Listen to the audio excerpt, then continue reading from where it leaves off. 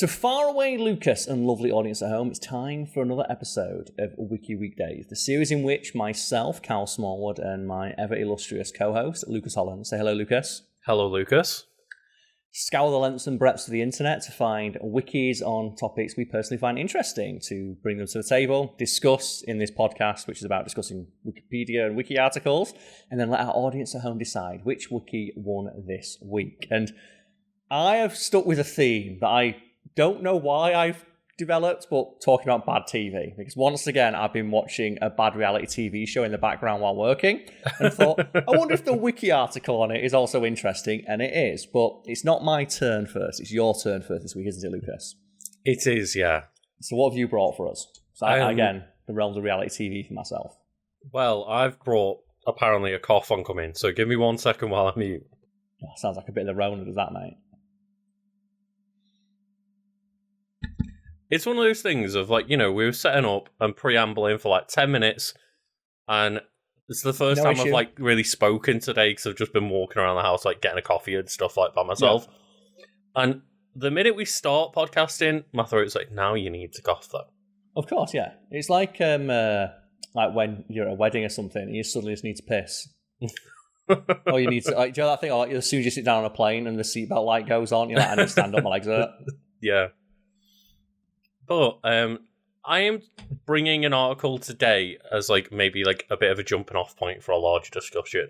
Which is the kind of the point, right? Yeah, yeah. Really, it's if anyone comes to this podcast and, like, you know, the weekend series, it's like, you're not actually discussing the wiki all that much. Like, you can just go read the wiki. The point is that we're bringing the wiki as a jumping off point for a discussion, as is the case of almost every podcast, right? It is, yeah. And, you know, I would hope that people understand that, of, like, the entire purpose of us doing Wiki Weekends is not to read a Wikipedia article, because anyone can do that. It's to discuss things further. But yeah, I thought I don't know if you are aware of this game, but I thought I would talk about a game called Suika, or Suika Game. Okay, I'm not familiar. So Suika the Game is also known as Watermelon Game, and currently it's been like a trending game. That I didn't realise was over on the Switch. And it's looks adorable. It's adorable, and it's just a super simple game. The premise is essentially that you've got little fruit, and you drop fruit into your little, like, container, whatever it is, you know, Tetris-style drop-down game. Yeah. When two of the same fruit touch, they combine to make, like, the next fruit up. And then when they touch, combine. And the game is to just make watermelons. Is it 2048? That was the game, the sliding game. Where it's the game where it's like you start with, like, 1 and 1, and you slide to make 2. And then you, like, slide maybe, 2 into 1. Mm-hmm. So it's a similar concept, but like that, and then maybe a bit of Tetris put in there, but also the physics of the fruit being round, bouncing around. Yeah, they bounce around and roll into one another. Like, they constantly have the ability to keep rolling. It's not, like, turn-based or anything. Do you know what this sounds like? This sounds like a game people get obsessed with. Well, I tell you what, Karl. I saw there was a Black Friday, because it's like a week before Black Friday. Black Friday sale on the eShop, and then I clicked on the eShop, and it was like, oh, the Watermelon game's on here for like £2. I was like, oh, I thought this was like one of those Steam indies that, like, a bunch of people go and stream. It's a real video game, that, like, you know. No, because, like, normally when some, like, random indie game pops off on Twitch one random weekend, it's normally a game off Steam.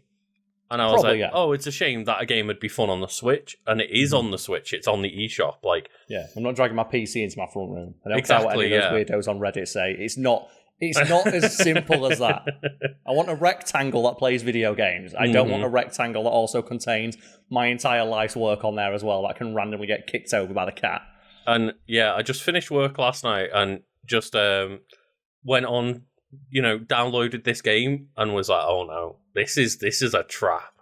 Is that it? Is it one of those ones where you got hands on it instantly and went, oh no? Yeah, it was like, not, oh no, as in this is a bad game, oh no, this could be addicting. Like, oh. Well, it looks like it has all the makings of one of those vibes. Do you know what it looks like? It looks like one of those mobile ads you'd get on YouTube. That you never fall for because, you know, this is like, you know, just a predatory scam to get you to buy in-game currency or whatever. But as I said, this is a real whole-ass game that just has a fun, addicting format, right? Yeah, it's literally similar to like Tetris. A a Tetris game or a that's Mean Bean super Machine cheap, nerd. and it's just there's there's no microtransactions. There's not even a settings to turn down the volume currently. It's like Just keep you must be watermelon at all times. There is the most basic game in there. That's the idea, though, isn't it? It's the simplest ideas that generally take off because they're the easiest to explain. So you feel like similar to a Tetris or Puyo Puyo, one of those types of things. Like you give someone 30 seconds to have hands on this game, they understand the mechanics. They don't need to be explained; they understand. It's just guess what? Drop fruit. It's like well, this feels satisfying. What happens when the fruit touch? Boo boo, and they turn into a big fruit. It's like well, that felt good. There's the dopamine hit. I'm also looking as well at the design. I'm getting like Taiko Drum Master vibes. Do you have a little face on Taiko Drum Master? Again, another really addicting game. And it's always funny to me, and kind of the reason I wanted to talk about this is because, like, again, super simple game for a couple of quid on eShop, and it's been like popping off online. Also, this is not an ad, by the way. No, it's not. It's not. When you talk about something, it's like no, Lucas just, oddly enough, as human beings, we consume products and media. And like, for example, this week I'm bringing a reality TV show from 20 years ago. So, and it's one of those things of I find this really interesting because a game like this, just every now and then, does the rounds, and it'll be the biggest game of the like internet for like a month. We had Flappy Bird. Let's go back a couple of years. Flappy Bird. Then there was during the pandemic, there was Among Us. There was Fall Guys. Yeah, and like every now and obviously again this happens. Animal Crossing happened, but that was the rare occasion where like it was one of these big, it was a good game already, £50 game that popped off. But usually it's those like cheap or free games. Because they're the ones that you can recommend. Yeah, you can dip your toes into the world of Watermelon game for, I just said, a couple of pounds. Yeah, or you can tell your friend like download Fall Guys. It's free right now on PlayStation Plus, and that's where that popped off, for example. Flappy Bird was known sayer of the N-word, PewDiePie. Is the direct of course, cause of that. Five Nights at Freddy's, speaking of YouTubers, and I presume was Markiplier. That's where this game started popping off as well, is just some big TikTok. Twitch streamer or something. Maybe TikTok. Or, TikToker or YouTuber, something like that, just went like, guess what? There's this like real simple, satisfying, cheap game. And then a bunch of other people went, well, that's real cheap and easy for me to stream as well. Yeah. Oh, and then more people say, this is the hot thing. Let's get on the bandwagon. And like Only Up happened, 6 months ago as well. That like game where people jump, and then there was immediate like Fortnite mods, and I've seen like games on the Switch eShop like trying to emulate that for like. Fortnite was another one of those games where it just took off because it had like the weird cartoony art style. Well, no, that was because it copied PUBG. Yeah, is PUBG one of the saddest, most recent gaming stories of? They basically invented the battle royale format for video games. I think they tried a couple of times, right? The same PlayerUnknown had made like multiple mods for like armor and shit to make like all these different battle royale type games, and then they finally popped off with PUBG. And then like Epic Games immediately took their money just 6 months later with a Fortnite change. It's like every time I see a screenshot from PUBG, I'm like, this looks like a game from 15 years ago. But that's the thing, it initially started as like just PlayerUnknown's Battlegrounds, literally PlayerUnknown.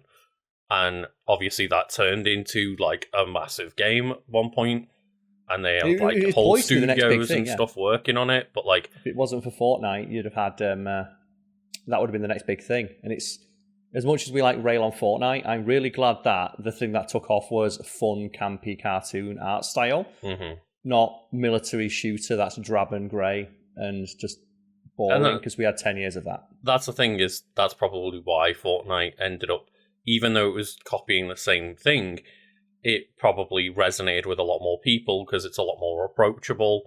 The gameplay is a lot more simple in terms of like when I played PUBG, it's like it's really unforgiving in terms of like the aim on the guns and things like that. And yeah, it's not necessarily a worse game, but it's for a more niche gamer. It's just, as well, it's just not as good looking. Exactly, yeah. But Fortnite is obviously one of those few ones where, again, like a bigger developer managed to get a game that like really resonated, but generally speaking, a lot of these games that go into like this, I say, like kind of game of the month on the internet kind of thing, it's really funny because it's just small developer out of nowhere, like Among Us, a few people just working on this game, and they were working on 4 people Among Us, wasn't it? Yeah. I think it was 3 or 4 people in a slot, and they were like working on the sequel and had given up on Among Us. And then all of a sudden it's like, oh shit, okay, we're cancelling the sequel, don't worry about that, we're just going to update this game because everyone's on it. And it's so funny to see like Ubisoft come out with like game that was popular 5 years ago, but they've been chasing the trend, and you can tell that they saw a game pop off like 4, 5, 6 years ago, started development then, and by the time it's come out, it's like, the fuck are you doing? This hasn't been popular for years. Yeah, I'm gonna say though, do you remember Radical Heights? Yeah, exactly. Perfect. I was looking at what was that really sad attempt at ripping off Fortnite, and it was Radical Heights, made by Boss Key Games, the makers of Lawbreakers. Because that's the thing, is like Lawbreakers is a really sad story for a video game where, you know, Cliff Bleszinski took his Boss Key Studios, I believe it was, to like go and make this cool idea for like an older school arena shooter with like low grav areas. The gameplay was apparently really good. It never hit that audience. It never got, you know, its moment to shine. And then in like that desperate claw at keeping its studio alive, pivoted into like Radical Heights for the last few months of like while they had a studio still, and was like, let's just try and like pop off like Fortnite and PUBG, and Radical Heights was barely a video game. It was so sad because Radical Heights is the one where they were like, oh, it's all 80s inspired because Stranger Things have come out. And it's like, okay, I can see that. Radical. Like, okay, like that synthwave and all that. Yeah. And the game had no music because they couldn't license any music, and they couldn't even put in like a shitty stock synthwave soundtrack to the background. Yeah, that's the thing, is all scrambled together so quickly in a desperate attempt to like keep the studio alive. That like it was this game with like no textures or any, like barely just any textures, no personality, no soul. Exactly, it was clearly just, as I say, it wasn't like necessarily a cash grab. It was, but it was desperate. It was this desperate last plug at like, please, like try and do something to keep these people employed. Which I get. I respect the fact that like you want to keep this alive, but it was just it wasn't the way to go. No. I am, as you said, like this Watermelon game's took off. I'm waiting with bated breath for all the rip-offs of Watermelon game. And so it's not new, like you said, there was the 2048 game, which is the sliding game. So there was lots of variations of. Yeah, so it was released in on the Nintendo eShop December 21st, only in December 2021, only in Japan. But then October 2023, the game was given a global release. And apparently the concept originates from a Chinese browser game titled Synthetic Big Watermelon that released in January 2021. So this game is a rip-off of Synthetic Big Watermelon that will release in January 2021. Today, but do you like Untitled Goose Game where they're like, fuck it, that's the name now? I want to play Synthetic Big Watermelon.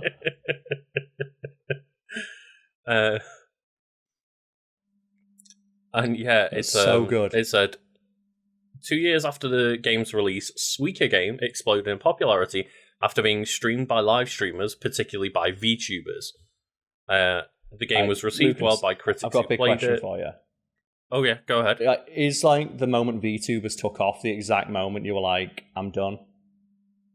As in, trying to keep up with pop culture of like. I think I got TikTok. I understood what TikTok was because you had Vine. I understood Twitch because, you know, I was kind of there on the ground floor of like, I saw it rise. As soon as VTubers became a thing, I went, okay, I'm done. I don't need to follow pop culture anymore because this is beyond me. I knew what Hatsune Miku, because that's like a Vocaloid, like making songs and stuff. I understand that. But when the VTuber thing came in, I was like, I don't get this. This is not for me. See, it's not for me, but I definitely respect anyone that's like, look, I want to be an anime waifu while I stream. I highly respect that. Or, you know, whatever other, I know there's a lot of different like categories of VTubers and stuff of like people being animals and stuff. I'm not here to yuck anyone's yum. And I'm, anime waifu is just the generic one that you see like off on the surface of it. Yeah, that's it. I'm not hating on it. I'm just saying it's the exact moment where I realised, when you get that point where you realise pop culture is no longer aimed at you. You're no longer the primary focus for pop culture. And I always thought our generation managed to hang on a bit longer than our parents did because we didn't go straight into like, soul-crushing jobs where we just stopped having hobbies. But I just felt like the moment VTubers came out and I went, and NPC streamers and stuff on TikTok, I went, someone enjoys this and it's not me. What? Maybe NPC streamers is the moment it lost me. Yeah. Maybe that, because just the moment I saw the NPC streams and I was like, oh, what has happened? Like, what went wrong here to make people NPC stream and then make people donate to that? And again, it's something out of my realm of understanding. That's it. It's when I realised that, pop culture has finally taken me over. I got made it to 32 before, like, just there was something in pop culture that I, one, didn't understand, and two, the important part, did not want to try and understand. Like TikTok, when it first came out, I tried to understand. We have a TikTok for like fact feed and stuff. I understand it. I don't partake in it because it's just not of interest to me, but I get it. That's the thing is, like, I'm on TikTok. I don't want to watch VTubers, but I get VTubers and I understand VTubing, and like I understand the appeal of it to other people. The NPCs is where life got me. Yeah, I think the thing with VTubers though is they look so shit. Some of them look alright, but yeah, that's the thing. But I think all the times I see, and then I think it's the attachment people have to them, where they talk about them as if they're real people. And when it's like, oh, the ones that are creepy to me are like, people are obsessed with like this VTuber that's like this, as I say, like maybe like an anime waifu VTuber that's like this really quite young looking girl, and it's actually like a guy that's in his 40s or something in it. It's like this weird shit. And again, I think as well there's like a good number of them that are like weirdly racist. I mean, isn't that just streamers and YouTubers and shit? Like, yeah. Have you ever seen that like Black Mirror episode about like the puppet? And it's like, they say, I think it's like one of the really early ones. And it's like, there's a guy has a puppet and he talks into a screen as a puppet.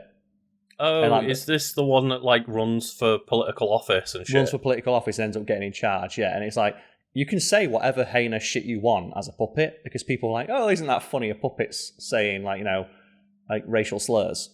And then now we've got that like with this VTubers, extremist guy in charge, yeah. Yeah.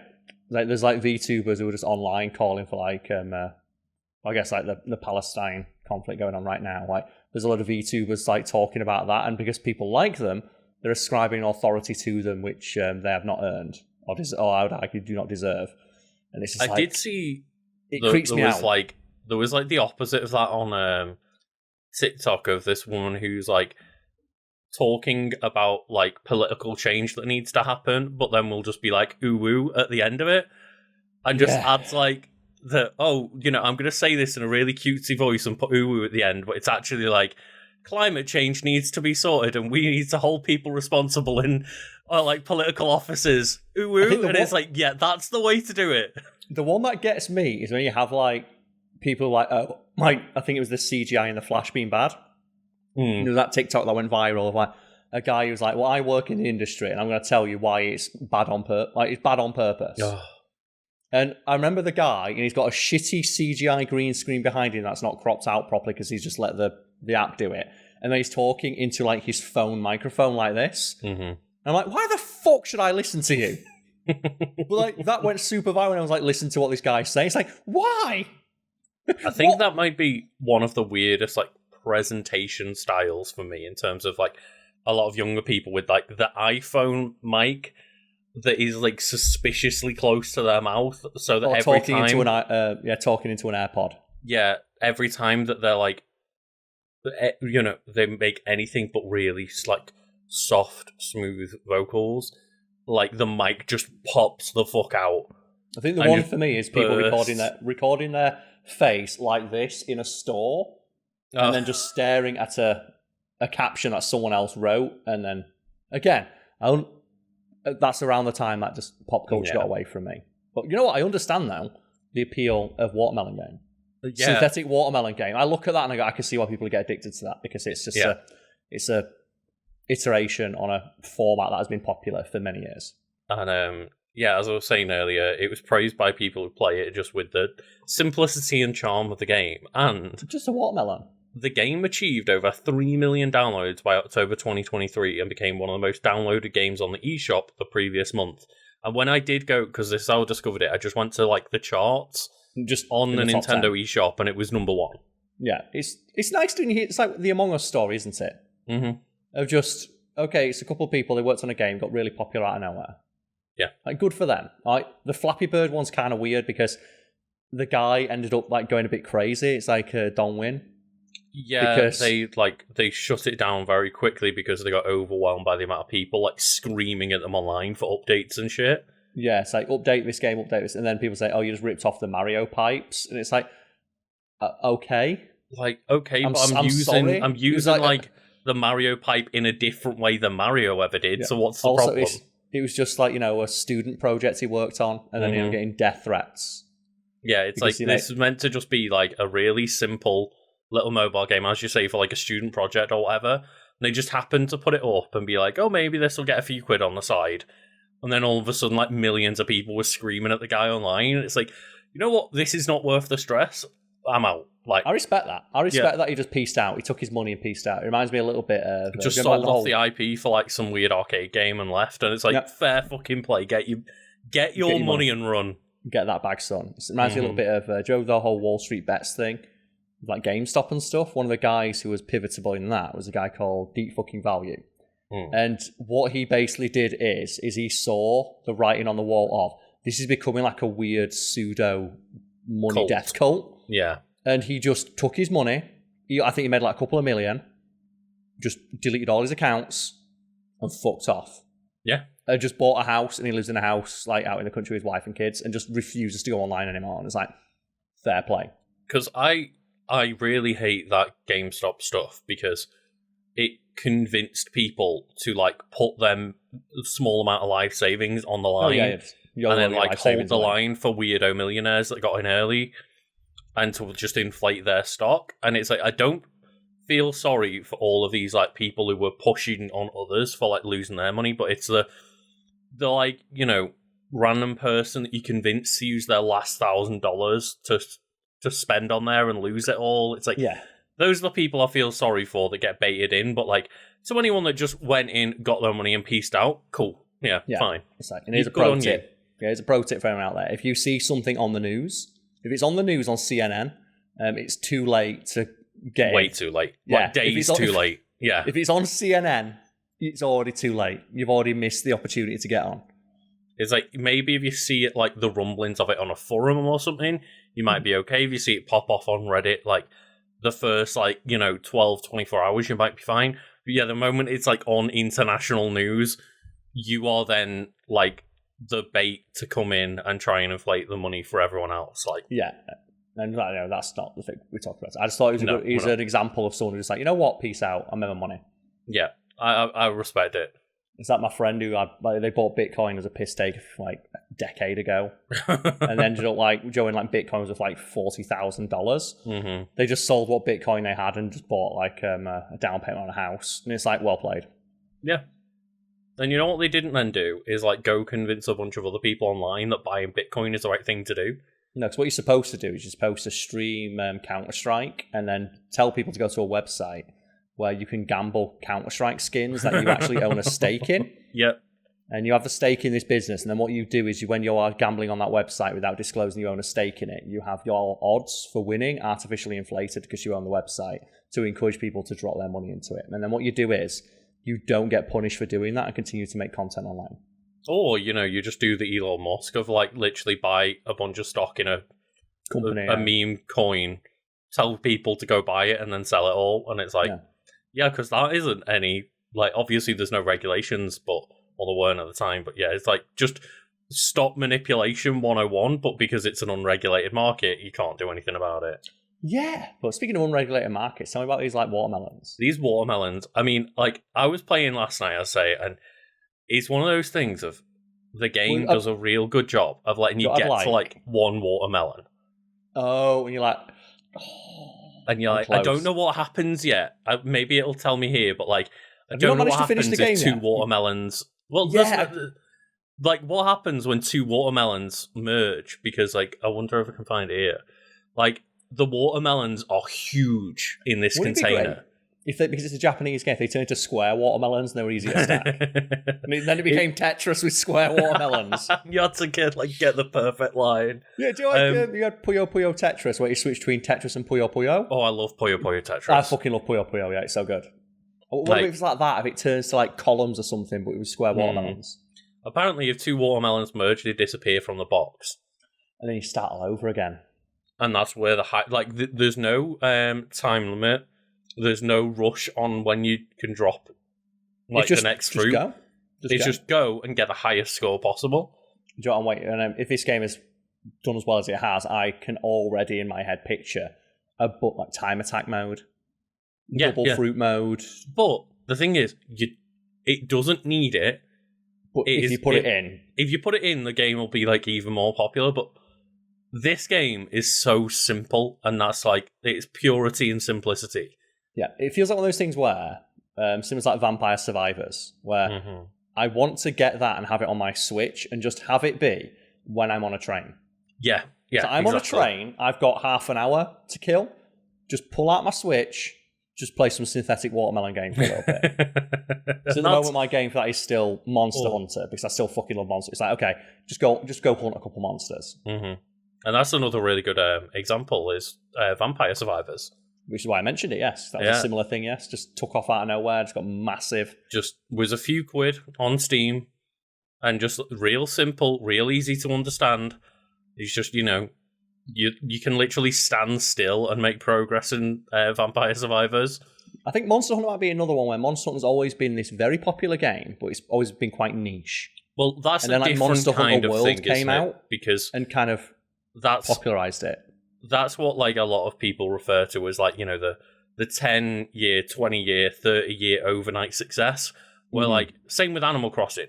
There's this franchise that's existed for like 20 years and has always had like a little bit of success and a bit of a niche to it. But then there's just that one moment where, Monster Hunter World comes out and all of a sudden it's the right time, the right place, it resonates with people, and all of a sudden it's like this 30 million seller or whatever. Mm-hmm. It's like, just those ones are like that different category of like something. Like for me, I noticed it a little bit with Pikmin 4 this year.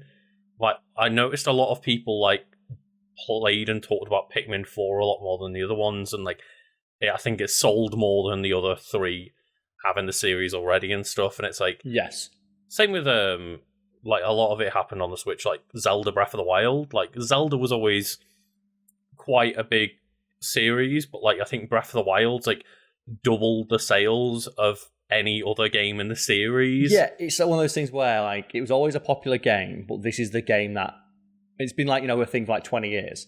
But this is the game that introduced it to an entirely new audience of like, people who were like, our age gonna remember Zelda, but younger people might not. Mm-hmm. Which is like a thing. It's like, that's the struggle for a lot of things, isn't it? Of like, how do you maintain a new growing audience? It's like it's one thing with a 30-year-old brand. Yeah, it's one thing to have those fans from 20, 30 years ago still like your games, but how do you get that new, fresh audience keep coming in? Yeah, and the example I like to use for this, because you might be thinking, Zelda's never not going to be popular. I'm going to. There's a brand out there that I think might be one of the most enduring brands of the last 70 years. McDonald's. Everyone knows McDonald's, right? I don't think you could go to a place on Earth where they don't know what McDonald's is. Mm-hmm. Joe McDonald's, the company, for the past 3 to 4 years, has been floundering because they can't figure out how to get young people to eat Big Macs. Mm-hmm. And anyone who's like our age or like slightly younger or older will be like, what do you mean? Like everyone knows what a Big Mac is. Everyone's had a Big Mac. It's like, no. 18 to 20-year-olds don't eat them. They eat nuggets. And McDonald's are floundering of how to convince young people to eat Big Macs. And this is McDonald's. I mean, McDonald's. You're looking at a person that's never had a Big Mac right here, but that's just because you're aware of them, though, right? I'm very aware of them, but I've always been the nug guy. Okay, and that's, if anyone's curious, that's what younger people tend to eat. The chicken nuggets, chicken sandwiches that are more popular now. Yeah, because generally speaking, like I think a lot of younger people tend to go for the healthier options, so therefore they pick like, the chicken or the fish over the red meat. And just that thing of McDonald's as a company is investing millions trying to convince and trying to remind kids that Big Macs exist. And when you got that in mind, you can probably see why something like Legend of Zelda. It's like, well, how everyone knows who Legend of Zelda is, and that's when you realise that Mario just got it made. And just every couple of years, they release the same game. Pokemon, same game, just for a new audience of. And you're obviously being reductive when you say the same game, the same formula for the game. Yeah, they release like what is essentially the same game for the same audience they always have, just that audience is now like 5 years removed from the previous game. And they have that built-in lovely thing of they've kept the games simple enough to always be enjoyed by kids, or like with Pokemon, maybe not the games, but like the adjacent properties, like the anime. Yep. There's always something, or like the the plushes and stuff to get your kids like at an early age, and you've always got that thing of the fans of Mario having their kids grow up on those games and on those like franchises, and it's a bit harder with like a Legend of Zelda that's a little bit more mature. And then, especially when you get to like adult games, it's like you're not showing your kid Grand Theft Auto at the age of 3, I'd hope. There's probably some out there, but with Pokemon, it's like, well, I really like Pokemon, so I'm going to put the anime on for my kid, and they're going to grow up with like the new set of starters. That's going to be their Charmander, their Bulbasaur, Squirtle. I still love that like hard drive article of like fucking loser parent makes kid play games that would pop you in his childhood. Oh, when it's like, well, I'm going to insist that my child plays NES Super Mario Bros. And then they'll work their way up. And they'll only be able to play the new Mario when they've earned it by playing every other Mario beforehand. It's like, let the kid just play the new one. You got to play the new one when you were young. Yeah, I'm going to alienate my child from their own peers because I'm a weirdo who never grew up. Mm-hmm. It's like fair play if you want to introduce your child to like whatever you enjoy. I never like would say that's a bad thing. But yeah, it's the people who specifically are like, I'm going to make sure that my kid plays my version of the thing and not let them play their version of it. It's like, no, you had your version, they'll have theirs. It's fine. As long as you can both come out of it liking the same thing at the end, that's the correct thing achieved, right? Yeah. But that's why one of the reasons why like, these new ideas... And he said it there, it's like it's a new idea, but it's already based on something that already existed. And the basic gameplay loop is by one of the oldest games in existence, Tetris. Of you just connect things that are similar to get rid of them to score points. And similar to like that satisfaction of when we met Puyo Puyo as well. The idea that when you hit that one Puyo that hits the right place, then it causes the chain. And that can happen in this where like you'll finally get like one cherry will hit another cherry to make a strawberry. And it cascades. That's sitting next to the strawberry, that's sitting next to the grape, that's sitting next to the... I can't remember... it's a persimmon. Oh no, it's a decapon and then a persimmon. Yeah. Those are the two fruits. I wasn't sure what they were. Now, imagine now, like there's someone out there, there is, probably someone from EA looking at this and going, what about after they get the score? A little thing pops up like 99 cents to play again. Or what happens when, you can pay like £5 for a loot box and you'll get skins for the watermelon. And the thing is, I can't wait for like 2 years' time when EA release when EA finally have caught on to this trend and release like the mobile watermelon game, and it's like you're so far behind. You know that thing I was talking about earlier of everybody trying to like find that game that's popping off, and then you'll see like the big publisher that it has to go through 300 people and 2 years of development or 5 years of development to see the light of day, and it's like, but this wasn't trending for the past 2 years. Like, what? I thought you meant the trend of just making good games that are interesting and people enjoy. I mean, if only that were a trend. And it is funny because nearly every time in the past 10 years there has been a massive viral game. It has been like been like a indie developer 301. Like, fucking Minecraft came out of one dude, one dickhead. Hatsune Miku made it, right? I mean, yeah. That's the meme people don't know. Okay. So that, you have to acknowledge. Yeah, they just say Hatsune Miku made Minecraft because you don't have to acknowledge Notch that way. Yeah, you can just go live in his sad boy mansion next to Jay-Z. Yeah, it's just one of those things of like, it's so funny watching these like, you know, awful publishers like fucking Blizzard and Activision and EA. It was just like, you know what? We're gonna like cut 500 jobs this year because we want a bigger bonus. And it's like they'll just flounder trying to get these like random viral hits. And it always is as well, is they'll see something like, you know, like this game. So, okay, so it's a simple idea made for a reasonable cost. That's doesn't overstay its welcome, doesn't like, you know, disrespect the player's time. Made by a small, you know, competent team, like modest team of people with reasonable expectations in terms of like the time frame the game will be delivered on and the actual, you know, financial success of the game, which obviously has now been surpassed. Like, it's good for them. And then it's made with passion and craft. And they have a genuine enthusiasm for creating a product that they want people to enjoy. And they see that and they go, but how do we do that without doing any of this? It's like, we want this bit, the bit with all the money. Yeah. We don't do any of this other stuff. We want this. And it's funny because, like, even, for example, Vampire Survivors, like, that game was, A, lovingly crafted, but also, B, made by a guy that worked on, like, previously had been, like, employed by a bunch of gambling sites to make, like, those dopamine games. And he's just like, you know what? Slot machines and stuff, and he just went... killing my fucking soul. Okay, well, what if we take those nice dopamine hits and put it in a game that only costs you like £4 and you don't have to keep spending on? And it turns out people play that game forever. Yeah, it gives you that same hit of like, here's all like the sparkly sound of it, you know, here's all like the ching, ching, ching, ching, ching, you got loads of prizes, like, you know, spin the wheel, see what prize you get, blah, blah, blah, you got a power up. And it's like, you get that for paying like a couple of quid and standing still rather than gambling it away. And even though that guy understood mechanically, like the weird just dopamine cycle from all those big flashing lights and sounds that slot machines give you, he then decided to take that and, I should say, put like some craft into it, and even like, you know, basically traced fucking Castlevania sprites. And it's all of it is just to be like, fuck it, let's make a fun little game that's going to give you a lot of joy. Yeah, it reminds me a little bit of the conversation we've had. Myself and you have had this separately and together when we're creating content, which is someone will talk to us and say, oh, so you're on YouTube, right? You know where I'm going with this, don't you?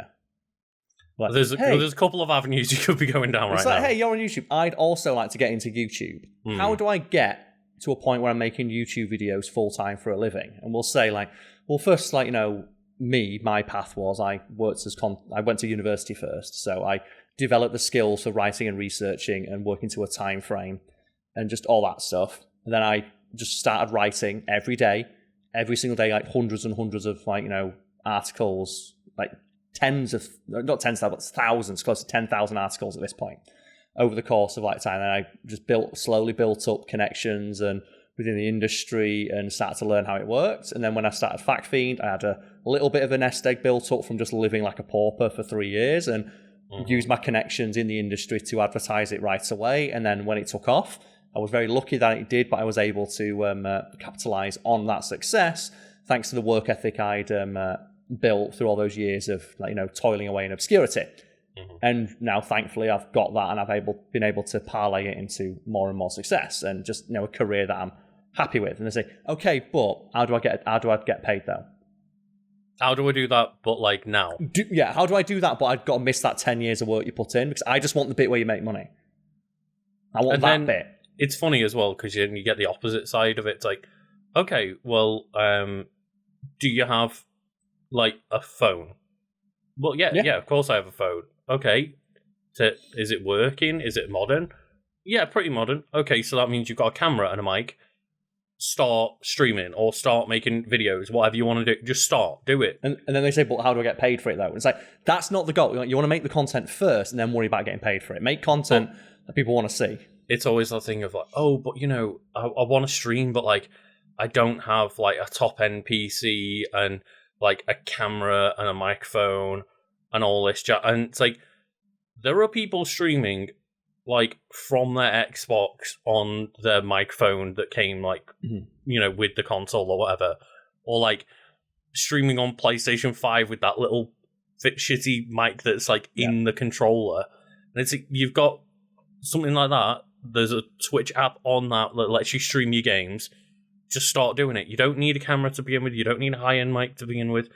Like, start out first and see how you feel and see what, you know, sparks the creativity and see if you enjoy what you're doing. It's no, but I can't really do any of that because I need like a couple of grand to begin with. It's like, you don't. Yeah. And then it's that thing as well. Oh, I've been streaming for a couple of months and I've only got like 2 or 3 viewers. How do I get more? And it's like, well, there's no way to guarantee to get more views. Mm-hmm. And then they'll hear that and they'll go, but how do I get more though? It's like, well, there's just make content that you like and hopefully, you know, it's luck of the draw. Not everyone can get lucky. If everyone can get lucky, no one would be. We literally have, a series here of podcasts where pretty much every week we'll mention that we're on Twitch and that we stream, like, you know, at least once a week. With almost clockwork regularity, yes. Yes, we have schedules that we stream to. We have an audience that we tell. There's several thousand people every week. Several thousand people every week listen to this, and like we struggle to get our numbers up. And then there's people who are like, it's impossible. I've been streaming for like 3 weeks straight on Twitch and got no growth. It's like it's difficult. And you know, it's not for everyone, and it's a very soul-crushing industry of like, not everyone can be successful, but the people that are, for the most part, generally at least put the work in. For the most part, yeah. There are obviously like some outliers. Random fringe examples where like people, you know, don't necessarily do that, but yeah. It's like the answer is that most people that you'll randomly see, as I say, as like that overnight success, when it comes to content creators, they've probably been making videos for like 5 years. Yeah. It's like, and the thing I always say is advice my dad gave me. Of like, son, you can never plan on being lucky. But, you know, no one who's lucky, you can't plan on being lucky. But if you are, the hard work you put in prior to being lucky will allow you to capitalize on it. And that's the thing, isn't it? Of like, you've got to hope that you're lucky, but if you've got the right set of skills and made the right preparations, you'll be able to pounce on that moment when you get lucky. You hope so, yeah. Anyway, it's just a weird tangent there, but I thought that's like a good example of that thing of like, yeah, this company, they probably never expected for this idea to take off, and it was through no direct action of themselves besides they made a good product. And there's plenty of good products out there that probably don't get the recognition and just exposure that they arguably should. But every now and again, something does.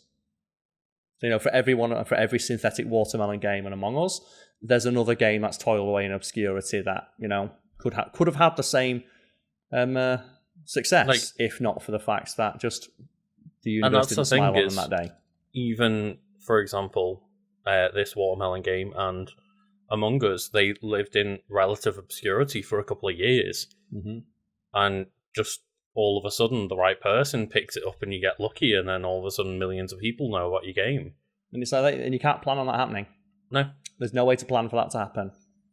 And it's one of those funny things of like, you can even, you know, again, this is not product placement or sponsored or anything. But if I then said, talk about it, yeah. If I then said like, oh, Suika, you can reach out to me and sponsor me for a stream. It's like, but the thing is, because of the way they've had success, they don't even need to. They get free marketing from people like me right now talking about the game for free. Yeah, and that's the thing. Yeah. That's another thing, like with businesses where they so desperately want to have that kind of organic growth, and that's why so many ads and sponsor spots on YouTube. Because I've read a lot of sponsor spot scripts, and near universally they always say, "Don't tell people that you're getting paid." Because they want it to seem like you are organically recommending their product without prompting. And it's like, there's very few times where that will actually happen. And a lot of them will be like, oh, you can only... It's like, you're not necessarily able to not say that you got sponsored, because that's illegal. But what they can say is like only Don't mention only money. use like positives. Talk about it as if you've chosen to play the game. And that's why you'll see so many ones on like Raid Shadow Legends of like, look, I know this is a sponsor spot, but I started playing the game and I legitimately love it now. And it's like there's wording in there to encourage that behaviour in the sponsor spot. It will never stop being funny to me that every YouTube content creator turned around on established titles because one guy's like, did you know that it's just a novelty gift? And like we had that video where we talked about they actually do donate money to charity, and we've seen the actual like land deeds for where the charitable funds are going and the thank you letter from the charity they work with. But every content creator turned around and it's like, oh, I don't want to be associated with like, the hot mess on the internet this week. And then I remember making a mental note of every content creator who publicly said they didn't want to work with them. And then how many of them went and did Raid Shadow Legends plugs. And here's a fun fact from someone who had a script for a Raid Shadow Legends plug for an episode of How Not to Do Weekends. They will How Not to Do Business. How Not to Do Business, yes. They set one of the things that they give the people in the videos is they give them a higher level account than they should have to give the illusion that they've actually played the game.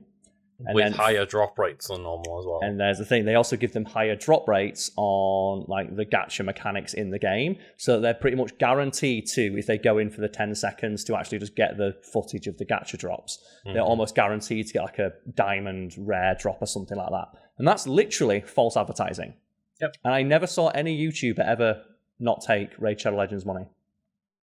I'm sure there will be people, but there's not people.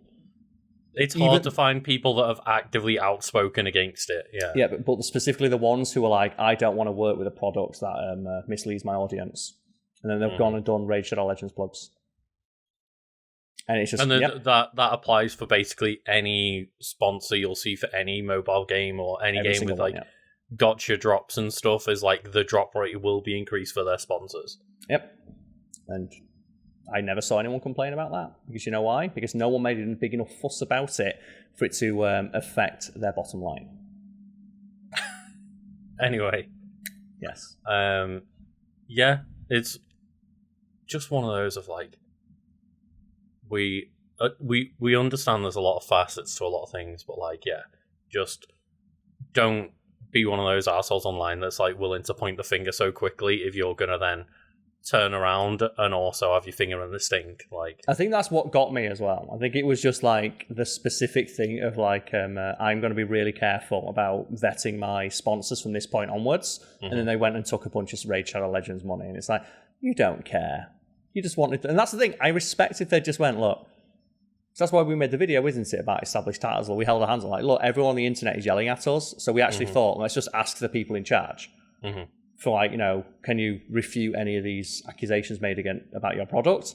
And the fact that they responded with an email, and then I think the head of the company sent me a personal message of like, here's like literal confidential information that I shouldn't be sharing about like, charitable donations that we've made, and like, here's the tax numbers that you can follow that show that we are a registered charity that's like, donated this money. You're not allowed to like share this because again, it's like confidential information, but like for sake of proving to us that like donations had actually been made, which is what they were being accused of, is no donations being made. It's like, yeah, we can confirm that happened. Yeah, and it was just like one of those things of like, oh, so no content creator actually did their due diligence, and then like again, the scripts and stuff which we read through the scripts, and like a bunch of content creators were like, oh, they were lying in their thing. It's like, well, no, the scripts that they were reading, they were actually misquoting the scripts and ad-libbing. Yeah. And the actual scripts that everyone got sent were, nothing in the scripts was actually false advertising under any definition of the term.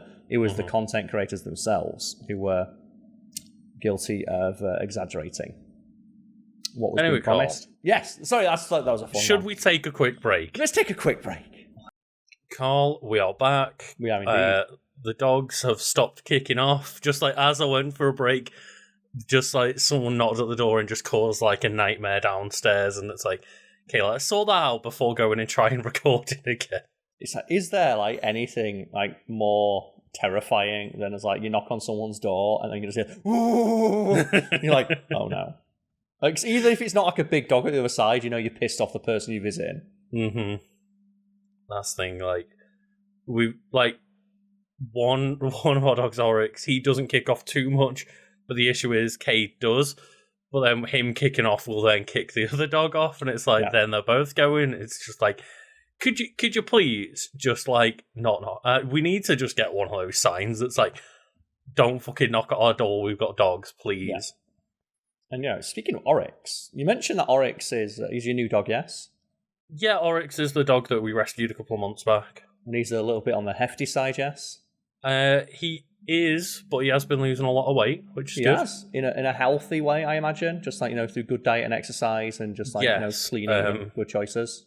When we rescued him, he was like nearly twice the recommended weight. So it's been like diet city for him in a healthy enough way. Mm-hmm. He's still getting as much of a portion that like Cade would, but clearly beforehand he'd been getting way bigger a portion than that. Mm-hmm. And speaking of losing weight, that's what we're talking about for my entry on Wiki Weekends, or Wiki Weekdays, I should say. So which one of these like horrible weight gain or weight loss shows are we talking about? So we're talking about one of the originators, Lucas, and that is The Biggest Loser. Oh, okay, yeah. So if it's not already been established by every other episode of Wiki Weekends, I adore bad television. And bad reality TV as well. Bad reality TV especially, yeah. And Biggest Loser is one of those ones that I never watched, but was always aware of via reputation. Mm-hmm. And I know via reputation, just over the years, it's basically been singled out as, this was possibly one of the most unhealthy shows ever made, both in terms of literally of the things they're telling people to do are unhealthy, and then also just as a symptom of society at that moment of this isn't healthy for this to be a way society is viewing people. Yeah, and I am curious, did I spark this in your brain either consciously or subconsciously? It's because I was just scrolling on Prime and just it came up of recommended on your viewing, and it went Biggest Loser, and I went, I've heard that's bad. Is it as bad as people say it is? I mentioned The Biggest Loser to you less than a week ago on content of some kind. I've been watching it for a couple of weeks. Maybe I was like, maybe Karl's subconsciously heard me talk about Biggest Loser from some video and then gone oh yeah, maybe I should go watch that. I think it's just because I just like bad reality TV, and I watch so much of it. And The Biggest Loser is awful. And I think I mentioned Black Mirror earlier in this recording session. Yes. Mm-hmm. And speaking of Black Mirror, have you ever seen the episode 6 million credits with I believe it's Daniel Kaluuya? Yeah, where he's on essentially the fucking Peloton bike to go onto the game show. Yeah, and the whole thing is they just have a show where all it is just making fun of fat people. And you think, that's weirdly dystopian. That's The Biggest Loser. Is, especially as a British person, the amount of British TV shows from the noughties, My £400 Life, that were just there's a clip that I saw from a TikTok going around a little while ago, and it's oh, well, British TV shows were mean, but they couldn't have been that mean. It was oh, welcome to this place, town of the fattest family in the UK, full of fatty McFatties, and it's holy shit. And The Biggest Loser, with an American show, it's not overtly harsh in that way. It's a lot more insidious, and I think that's worse somehow. But if anyone's unfamiliar with the format, it's a Wiki Weekday, so we'll go through the Wikipedia page. The Biggest Loser is an American competition reality show that initially ran on NBC for 17 seasons between 2004 and 2016, before moving to the USA Network in 2020, so it's still going on. Mm-hmm.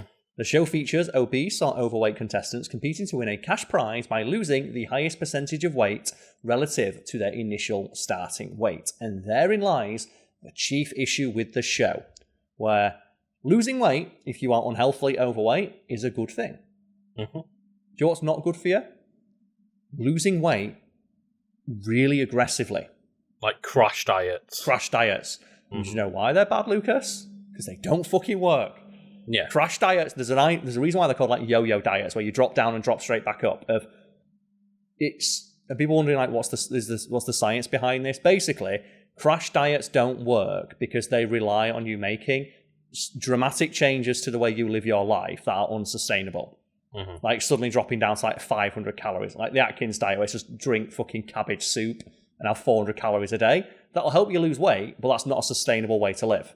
And as a result, when people go off the diet, they fall off the rails and gain the weight back for the most part, and then have to go on another diet. Generally speaking, diets, like, when we talk about diets, we're talking like, short-term kind of dietary, big, massive changes, whereas they don't seem to be very effective for most people, whereas lifestyle changes is overall what you need. Yes, but, we're not talking about those. We're talking about, you've got to lose that weight, you fatty. And premise, each season the biggest loser starts the 30-week competition with a weigh-in to determine the contestant's starting weight, which serves as a baseline for determining the overall winner. The contestants then grouped into teams of 3, each wearing separate coloured t-shirts, and depending on the season, a team may work with a specific trainer, or all trainers may work with all contestants. And I was watching the Australian version, where they bring in as their super secret third team. He's a guy called the Commando, and he's in the Special Forces. Oh, to just shout at them. Yeah, and he's like, I was a special. And the thing is, you look at that guy, he is fit as fuck. He is in phenomenal shape. And what I did is I watched the first episode of a lot of seasons to see, I find it interesting when you look at one from 2006 to 2014 and look at how the format changes. Yeah. And something I noticed while I was watching them, because again, I'm just fascinated by the construction of media.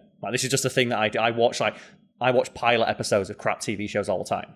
And I love watching reality TV shows and found footage movies and stuff like that on YouTube, because I'm fascinated with the production of media. And something I noticed is in almost every season, they have the first workout, which we'll get to in a moment. So, actually, I'll leave it till we get to the format of the show. But yeah, they have personal trainers and they become celebrities in their own rights. And during an episode, various challenges and temptations, see below, are featured. Those who win a particular challenge are given special privileges, such as a weight advantage for the next weigh-in, or even full immunity from being voted off the show.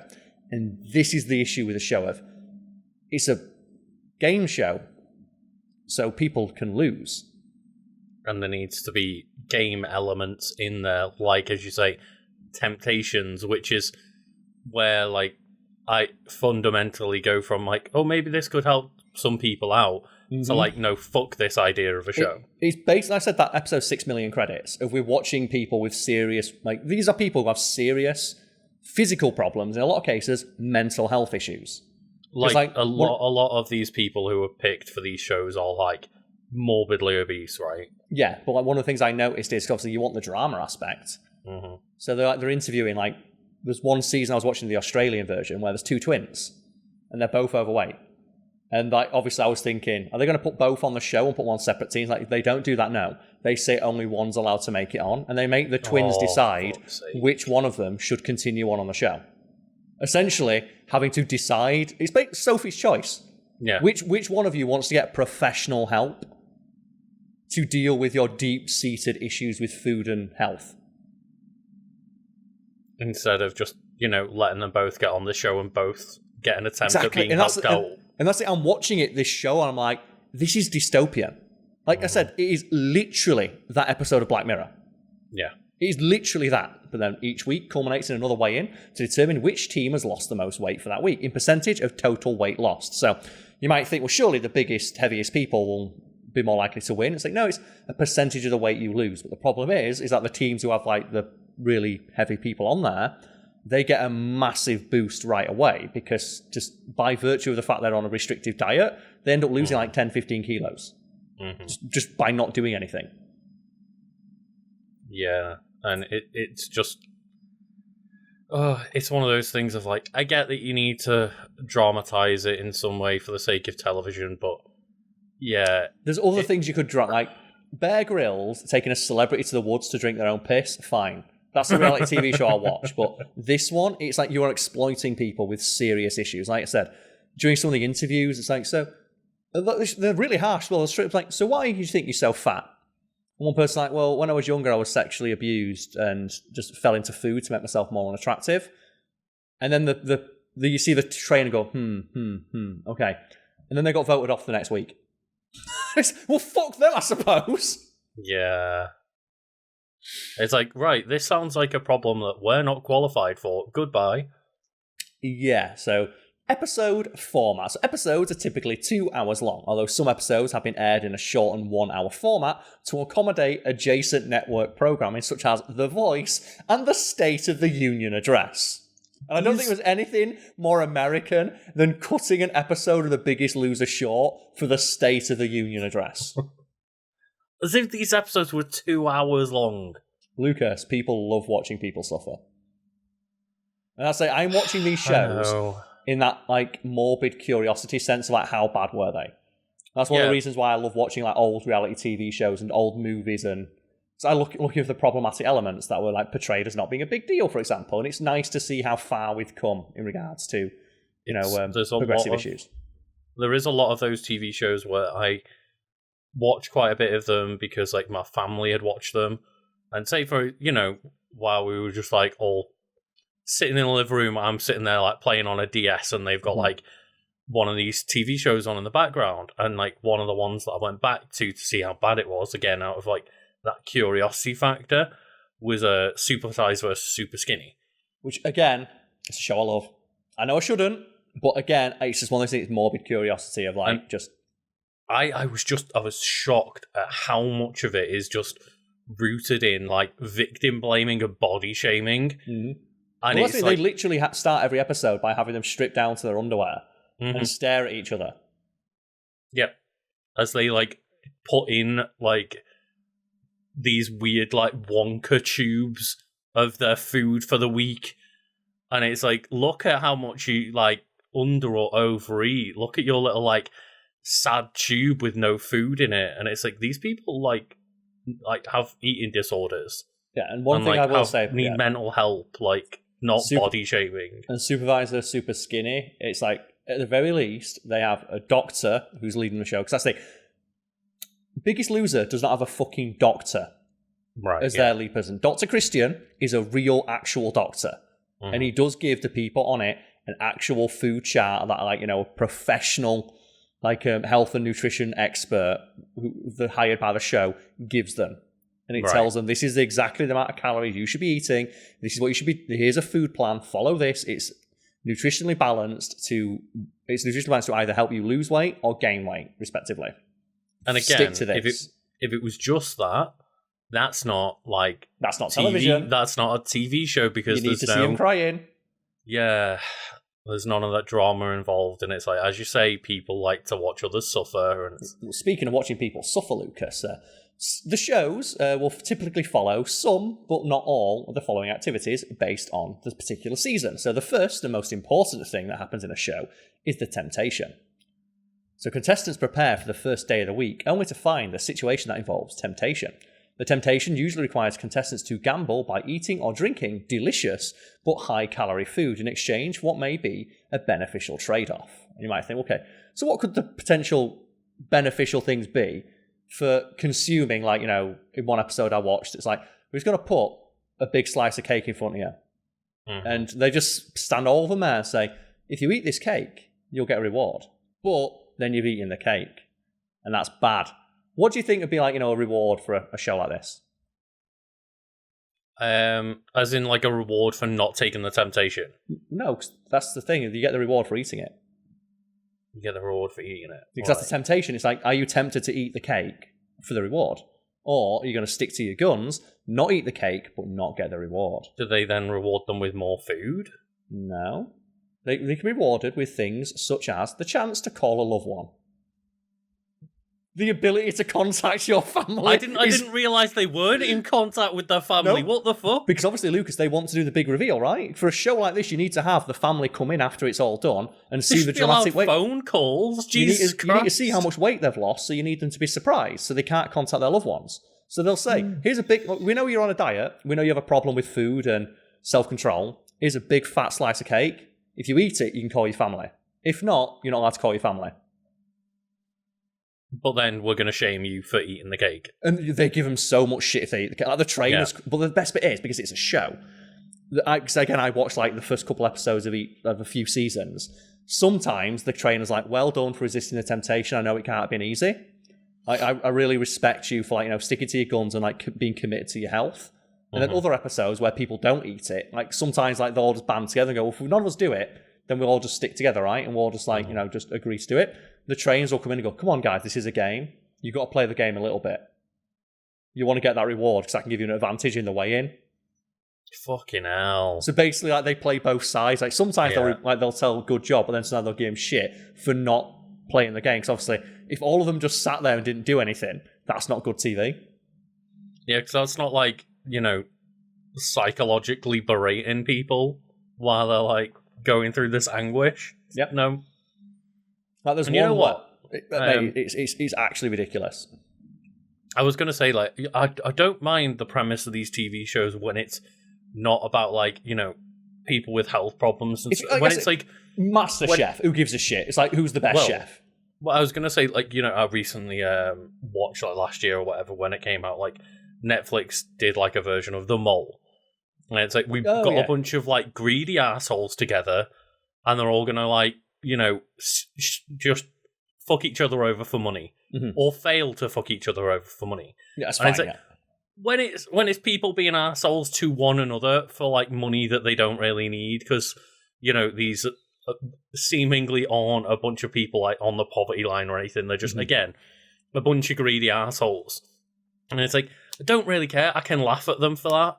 And I can laugh at when they fail. But, like, when it's like, oh, did you want to call your family?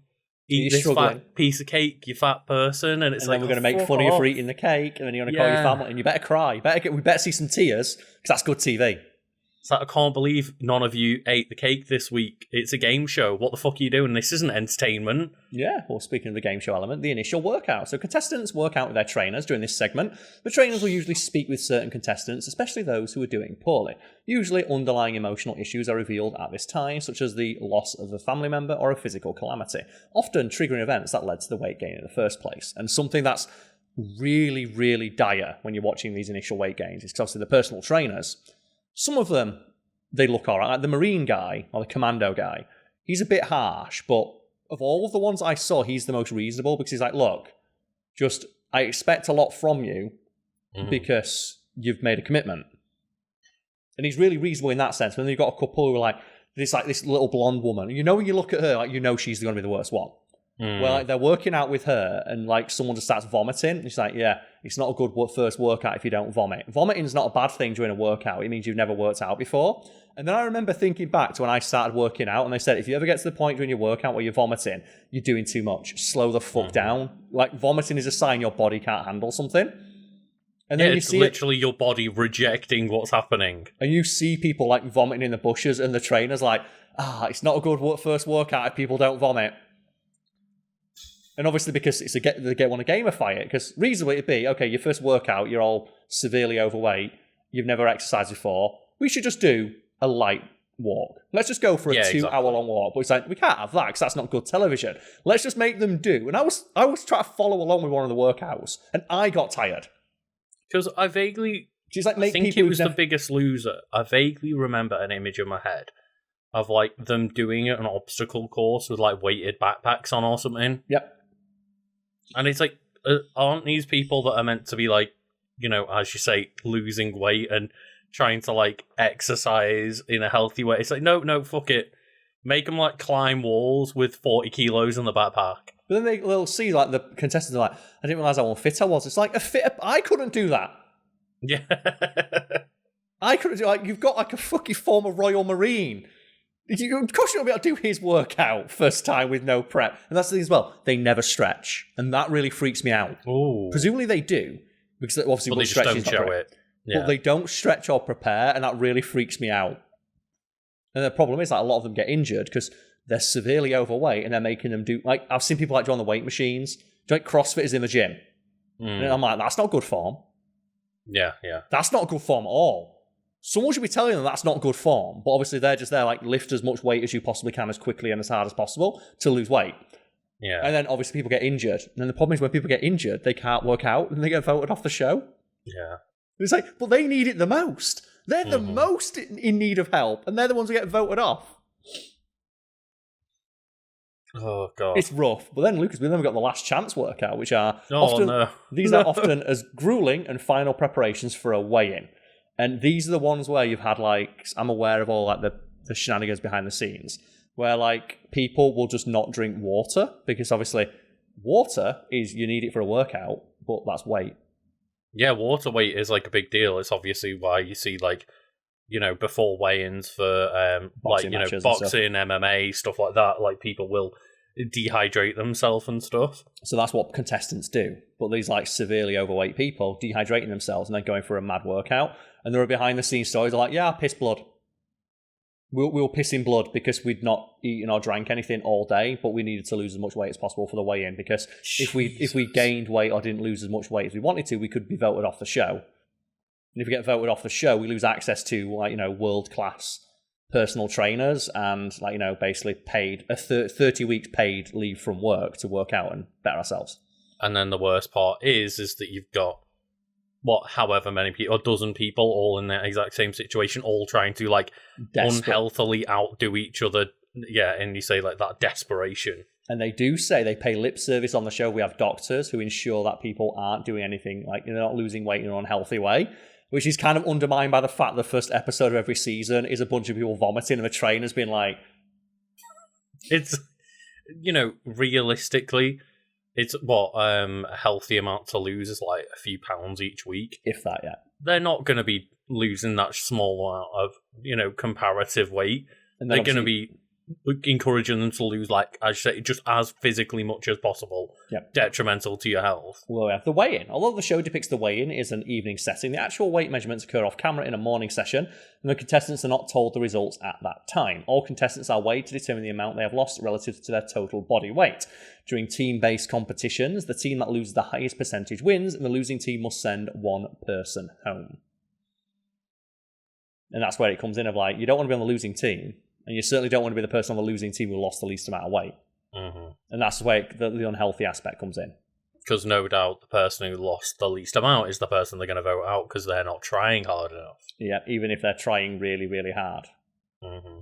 And then we have weight loss regimen, risks and criticism. So, according to livescience.com, and I quote, physicians and nutritionists worry that the show's focus on competitive weight loss is at best counterproductive and at worst woefully dangerous. Yeah. Contestants on the show lose upwards of £10 per week. In the first week, some contestants have lost 20 to 30 plus pounds in 1 week alone, whereas the established medical guidelines for safe, healthy weight loss are between £1 and £2 per week. So in some cases, they're losing 30 times more than the safe recommended amount it's possible to lose. Right. And of course, you could say these are people who are so severely overweight that losing a pound, if you're 150 pounds overweight, it's going to take you, if you lose £1 per week, that's going to take you 3 years. Mm-hmm. But then you think, well, how long does it take you to get to that weight? Well, yeah, it's realistically, that's probably what it should take. Yeah, it took you 10 years to get to this size. It's going to take you a third of that time to get back down. Mm-hmm. This is not something you can do in a couple of weeks.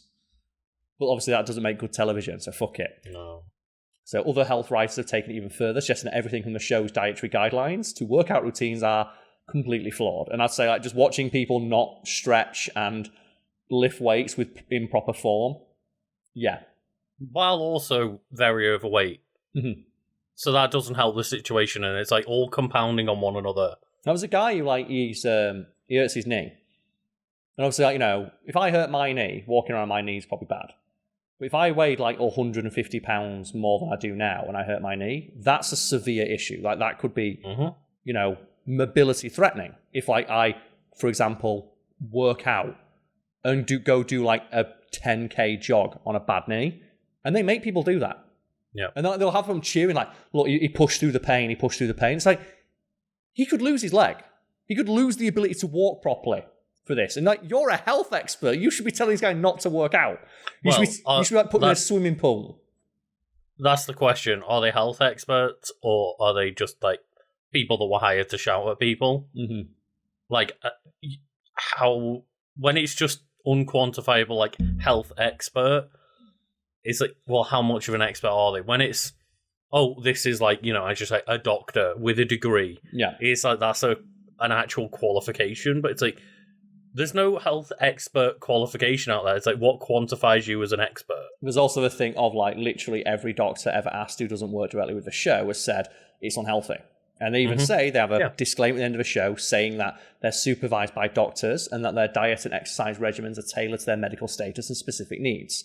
Despite this claim of supervision, however, all contestants are required to sign a waiver that states, and I quote, "No warranty, representation, or guarantee has been made to the qualifications or credentials of the medical professionals who examine me or perform any procedures on me in connection with my participation in the series." So even though the series says they have doctors, all the people who take part on the show have to sign a waiver saying, "I understand that these people aren't fucking doctors." Yikes. The weight loss regimen used in the show, severe caloric restriction combined with up to 6 hours a day of strenuous exercise, involves a risk including the weakening of the heart muscle, irregular heartbeat, and dangerous reduction in potassium and electrolytes. Contestants, regardless of their weight, are required to certify they believe they are in excellent physical, emotional, psychological, and mental health. So again, they sign a waiver saying, "I believe I'm in great physical, emotional, psychological, and mental health," even though the whole point of the show is that they are severely physically unfit and then get emotionally browbeaten for the entire show because it makes for good television. Yeah, I was going to say, even if you are in like good emotional or mental health at the start, you're probably not going to be by the end of it. No. The Biggest Loser's second chances include a 1-mile foot race in its first week, an event that led to the hospitalisation of 2 of its contestants. Yeah, because that's what happens when you take people that are in this condition and make them do like extraneous activity that they're not used to. You're meant to build up a tolerance. Now, there's one where a guy just fell over. Like, he just falls over and they think he's having a heart attack. And they say he wasn't having a heart attack. He was just really tired from doing a run. And he comes back the next episode. And keeps going. Yeah. Yeah, it's one of the, again, I get it. People want to watch these weird-ass dystopian television programs, but it's just like kicking people while they're down and laughing at them for it. Yeah, well, because the show is a contest that involves elimination, some contestants are encouraged to take risks that endanger their health, while the show was always denied doing so. So they encourage people to do so, but the format of the show itself is all the encouragement you need, isn't it? I was going to say the existence of like the threat of going home or the prizes involved, yeah, like that's enough to encourage people to go far beyond what is healthy. Yeah, so Ryan C. Benson, the winner of the program's first season, publicly admitted that he dropped some of the weight by fasting and dehydrating himself to the point he was, and I quote, urinating blood. Also, since the show, Benson has regained all of the weight he lost, but 10 to 12 pounds. Because obviously, the show didn't teach him how to live a healthier life. It taught him that if we just get someone to follow you around and make you run 10 kilometers every day and not feed you, you'll lose weight. It's like, who'd have thunk it? It's like, guess what? It's real easy to be thrown into like a fucking boot camp, basically like told what you're eating and told to exercise. Like, it's real easy to maintain a weight loss program that way, but to then be sent back into the real world where you don't have all of these controls put in place, yeah, well, what's going to happen? Speaking of which, the runner-up from the third season, Kai Hibbert, told the New York Times that she and other contestants would drink as little water as possible in the 24 hours before a weigh-in. She further stated that 2 weeks after the show had ended, she regained about 31 pounds, mostly from simply staying hydrated. Because she just started drinking water again and gained 31 pounds in water weight. Because, stay fucking hydrated. I mean, I didn't realise that's the level of, like, difference it can make when you weigh that much. Like, 30 pounds of water weight. Why do you think boxers do it? Because you can lose up to, like, a person of, like, I could probably, if I just stopped drinking water and got dehydrated, I could probably lose, like, 5 to 10 pounds. Yeah, the average person can lose about 5 to 10 pounds. I was probably thinking of someone who's, like, 100 pounds overweight. I think in my head I was thinking, oh yeah, you'll drop a few pounds by like not drinking water for a day. But yeah, that can be a lot. Jesus. Yep. And just, that's the show. Yeah. And I hate that it exists. Like I said, it's like watching a Black Mirror episode, but worse. Because even in a Black Mirror episode, the people like, got a day off. Like Daniel Kaluuya got a day off. God. Yeah. It is like those weird things, isn't it? Of like when you watch some Black Mirror episodes and it's like, oh my god, imagine what the world would be like if that happened. And it's like, we're really not as far off as you think. And that's the point of Black Mirror, and that's why it's written very well. Yep. That's the one. And it's a fascinating watch. It is. Yeah, and that's why I think, like, for some people, it's not necessarily like sitting there and I'd say like mocking or laughing at these people. It's like the fascination watch. Yeah, if like this thing existed, it got 20 seasons. It's still going on to this day, and despite the fact that literally every person involved with it, because another statistic is like virtually every person who's ever been on the show put all the weight back on. So it gets really funny when you watch like the 9th season and they try and bring in like the stars of previous seasons. And it's like, here's like a runner-up from season 4, and it's like, why isn't it not the winner? And then I was like doing that thing. I looked up and the winner's put the weight back on and has publicly denounced the show as being ineffective because it didn't do anything to actually alleviate the root issue of their struggle with weight, which is the psychological problems. It just starved them for 6 weeks and put them on a treadmill every day. Yeah, there might be the occasional person that comes out the other side and like manages to use those teachings effectively and be okay with it and, you know, actually lose weight and become healthy. But that's not what the show's designed to do. Mm-hmm. There might be a few exceptions to the rule of like, you know, everyone just puts the weight back on. But again, yeah, it's never constructed to actually give people the tools to go out and live a healthy lifestyle That's really not. Afterwards. Yeah, that's the biggest loser. It's it kind of reminds me that like whole thing of like, you know, when people always throw like the kitchen nightmares thing of like, did you know that like 90% of these restaurants actually fail in the first 3 years after Kitchen Nightmares? It's like, yeah, because he's being brought into like restaurants that are literally on the breadline and about to be closed, and this is their final chance. It's like, that's not. It's mostly designed for drama, not necessarily actually saving the business. And it's more impressive that like 20% of businesses that were on the verge of bankruptcy have been surviving, considering opening a restaurant is one of the singular most risky business ventures.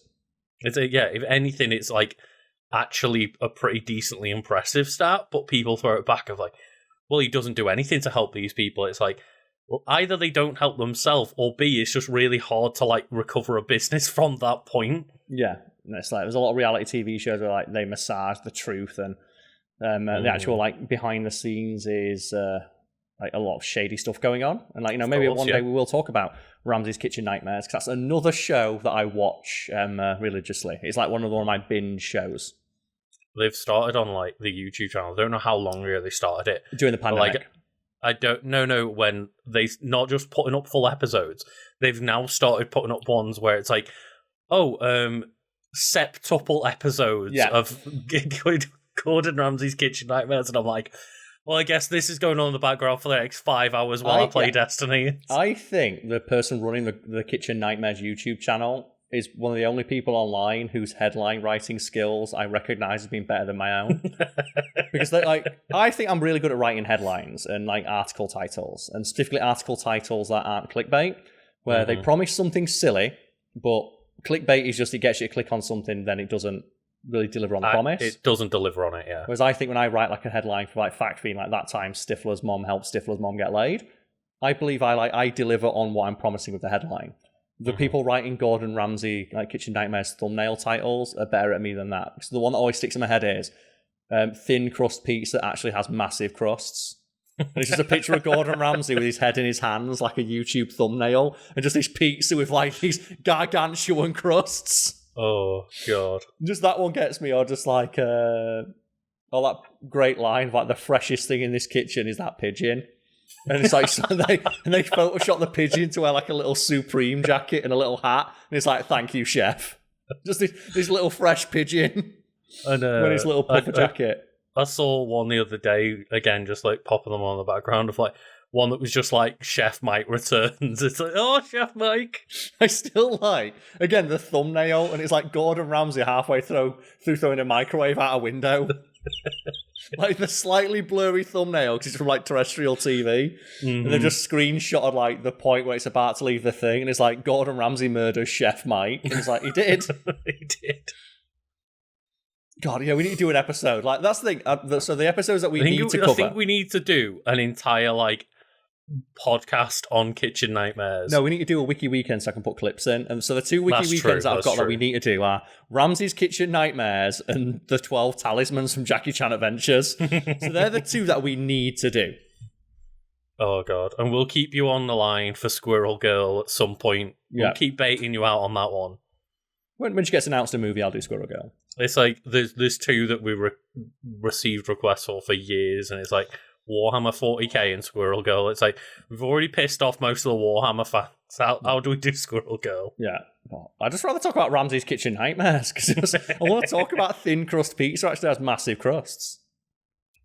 It's so good. Like, just the freshest thing in that kitchen is that pigeon. It's like, thank you, chef. Just a little pigeon. I'll give a tease for anyone that's still listening then. Speaking of, we'll do an episode on them when they get a movie. Mm-hmm. Tune in this weekend for what I'm about to bring. Is it the Fantastic Four? It's not, but okay. We'll just a teaser. I'll leave it there. Okay. But my episode for this week this weekend, will be an article I may never have picked if they hadn't got a fucking movie. Okay, I'm looking forward to it. So tune into that, everybody, and follow us on Twitch. Mine is twitch.tv/Karlswood. Lucas's is twitch.tv/Legend of Kanto. Hell yeah. Oh, shit. Karl. What? You're still recording? Yes. We need to ask people to say which wiki won this week. Which wiki won this week as well? Vote below. Yeah, tell us in the comments. We forgot about that bit. Perfect.